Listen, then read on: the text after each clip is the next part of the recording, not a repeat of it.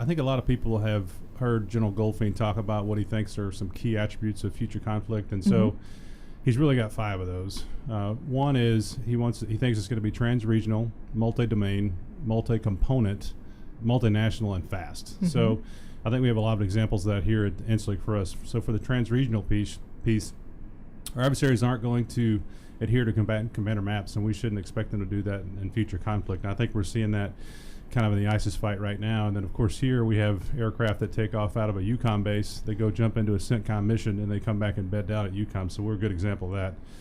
For the multi-domain piece, he thinks that, they're going to be air, space, cyberspace, sea, undersea domains are all going to be involved in those conflicts. And really what he wants us to be in the Air Force as masters across that spectrum of conflict. For the multi-component piece, of course, that's training in a joint environment with our sister service is essential to that. And of course, here I think we're spoiled at Inslick because we have every service of the Department of Defense represented here, and we live and operate with those guys every day. He also, for the multinational piece, of course, here we operate out of a NATO. We operate out of a NATO partner nation every day, live and operate here. And then, of course, we have 6 nations kind of united in the fight against ISIS, and I think that gives us a little bit of legitimacy. In addition, it gives us increased firepower against the enemy. And lastly, he thinks it's going to be fast. Okay. So for us, what that means is we got to have quick decision cycles and be able to present forces in an expeditionary manner to the combatant commanders. And so us here at Inslick, what that really means is we got to train like we fight as a team and individuals, and make sure preparing for both conflicts current and the future. And I think understanding the CSAF's key attributes is a big point of that. The 1st of August 1914, it marked really the official beginning of World War I, when Russia and Germany declared war on each other, and then France, of course, began its mobilization.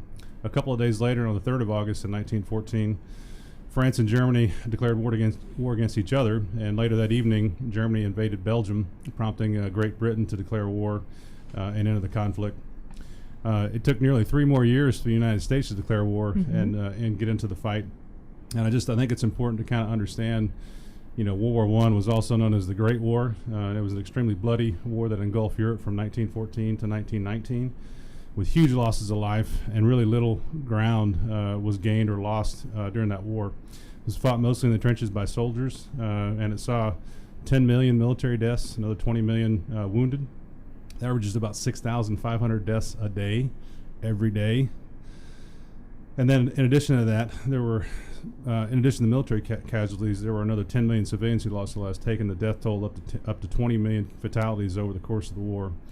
And at the time it ended, many thought it would be the war to end all wars, but as it turned out, the resulting peace treaty was really just a precursor to World War II. And I think it's also important to note that air power was kind of in its infancy in World War I, and then obviously it was to go on to mature and be a great dominant force in World War II. Last week we had 125 strikes in Syria, and 151 targets were damaged or destroyed. In Iraq there was 25 strikes and 51 targets damaged or destroyed. So that's about 150 strike missions hitting over 200 targets just out of here from the Lick, and so it's a pretty good week of business for us.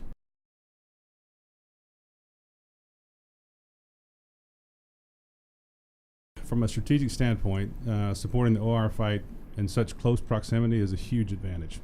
When you take off in an airplane from Incirlik, you can get into the fight in a matter of minutes, and you don't spend a lot of time in transit to and from the battlefield, so it gives you a lot more time to contribute to the war once you're airborne. I think the cabinet members and the Pentagon officials understand the importance of that. We ask a lot out of folks. No one in the Air Force, no one on this planet is doing what this wing does on a daily basis. So I know we're asking a lot of our folks. So I just ask that you take care of yourself, take care of one another, have a good time while you're here, and enjoy the company of one another, because I know we're in close proximity quite a bit. So hopefully you can do that. And then other than that, have a good weekend.